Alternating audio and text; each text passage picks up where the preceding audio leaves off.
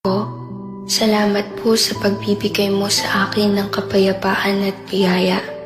Panginoon, naway samahan mo po akong lumakad. Gabayan ako sa lahat ng katotohanan at bigyan mo po ako ng lakas sa aking kahinaan, pag-asa sa aking pagkabigo at kagalakan sa aking pasakit. Ano man ang mangyari sa buhay, mangyaring hayaan akong maunawaan ang iyong mga intensyon sa likod nito. Hindi sisihin o mamaliing intindihin ka at maniwala na dapat mayroong iyong perpektong plano sa likod nito.